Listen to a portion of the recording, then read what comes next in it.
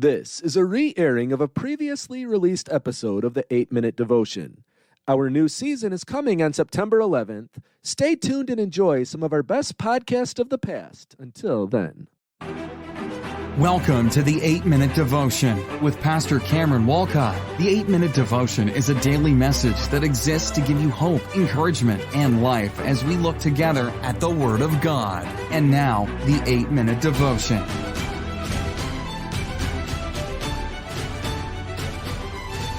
Hello, and welcome back to the 8-Minute Devotion. This is our Monday episode as we start a brand new week here on the podcast. And I'm so glad you are able to join us. We are in a series called A Struggle Towards Hope, and what this series is all about is I'm talking about my son Caleb. Of course, he completely unexpectedly passed away just about almost a year and a half ago now. He was 13 years, 10 months old when it happened, and I wrote a book about it called I Love You, Little Mister, A Father's Struggle Towards Hope in the Ultimate Tragedy. So I wrote that book about our experiences with Caleb, and in this series we're going to be going over some of the things I talk about in the book.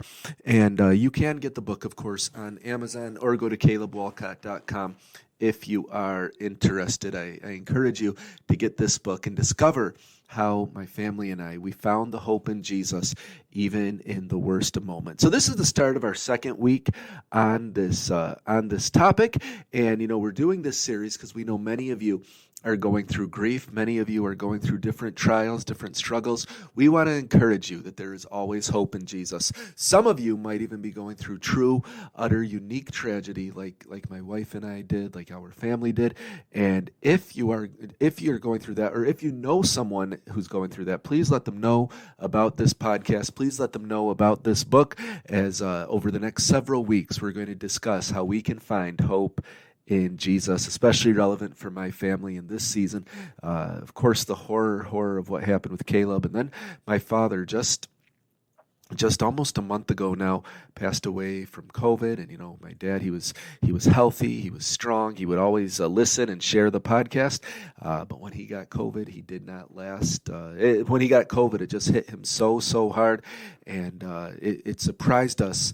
Of course, it devastated us how it happened, but we are discovering the hope that is in Jesus. So today I just want to talk about the question why, and some of the pain that we go through when something like this happens and our mind can't understand, and we ask ourselves why. For Caleb, especially if you know the whole story, if you listened last week or you've heard me talk over the last over a year, with Caleb, it was completely unexpected. Caleb was just almost 14. He was strong. He was brilliant. He was a great athlete. We had no clue that he was suffering from a heart issue. He had no clue he was suffering from a heart issue, and then it suddenly manifested in his sleep, and he was just suddenly gone. And that just leaves us as parents, and it leaves me as a father asking the question why. It leaves us wondering, how was this even possible? How was this allowed to happen? Caleb was living a blessed, favored life until suddenly he wasn't. On one hand, of course, I could look at the bright side of this, that if Caleb did have to go, if it was his time to go, Caleb was blessed, and we were blessed to not have to go through sickness and hospitalization and painful treatments. Caleb was living a blessed, favored life until suddenly he was taken away. He didn't spend his last few months in hospital rooms and with needles, but he was doing the things he loved. I also realized that instead of lamenting that a son was taken away after he had entered his teen years and matured beyond his age, he was so mature, after I had built such a close relationship with him, I should also rejoice that I had those 13 years and 10 months with him. I would not have traded any of those months for anything in the world. I would not wish he had been taken earlier.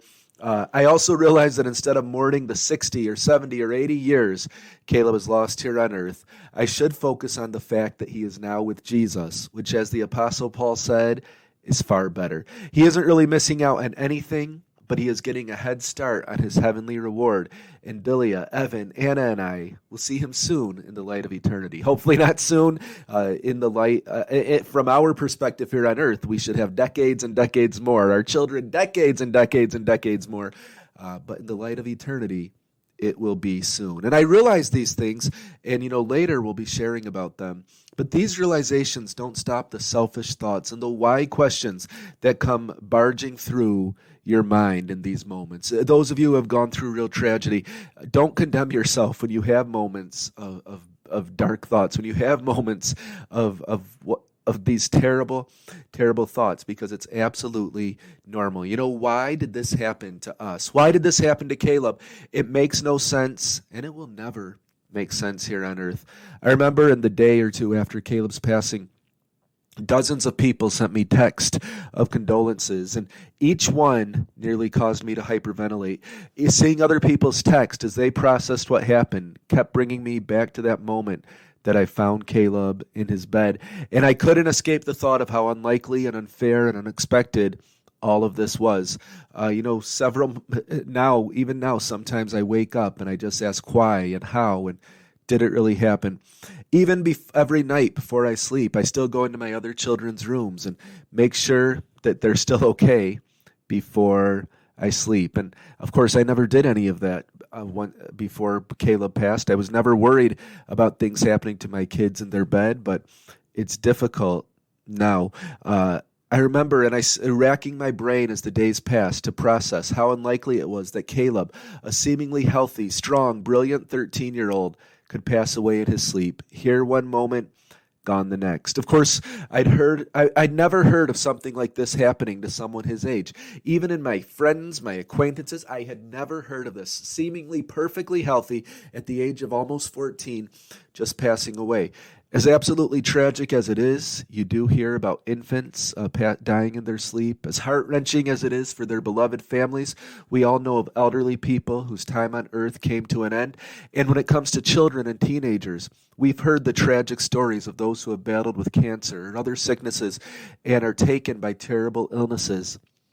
But I'd never, ever even heard of a seemingly healthy, no clue 14-year-old just being taken. I suppose when it comes to the shock, the closest thing, comparison to it would be something like a car accident and having losing a child and something like that. But even that comparison isn't perfect. As parents, we all know there is an extremely small chance of danger whenever our children go anywhere. In the back of our brains, we all process this extremely small risk, but in their own bed, in our own home, it just makes no sense. Caleb passed away in his own bed in my own house. His bedroom was directly below mine. He was probably about 15 feet below me when his heart stopped beating. I was laying in my bed while he was laying in his. He was in the safest possible place, sleeping in the house of his parents, doing the most basic thing human beings do, sleeping. And then he wasn't asleep. It all seemed so cruel and all seemed so unfair. We didn't even get to say goodbye. I remind myself, Isaiah 55, 8 and 9, "For my thoughts are not your thoughts, neither are your ways my ways, declares the Lord. For as the heavens are higher than the earth, so are my ways higher than your ways, and my thoughts than your thoughts." And that's really all I had in those first few days. We're going to share more coming up, but I reminded myself that God's ways are higher than mine, his thoughts are higher, he's in control. Remind yourself of that, which we're going to share more about tomorrow on the 8-Minute Devotion. Thank you for listening to the 8-Minute Devotion. We trust you have been encouraged and blessed today. Please subscribe to the podcast on iTunes or by visiting the8minutedevotion.podbean.com. For questions or comments, please email us at the8minutedevotion@gmail.com or visit our Facebook page. We would love to hear from you.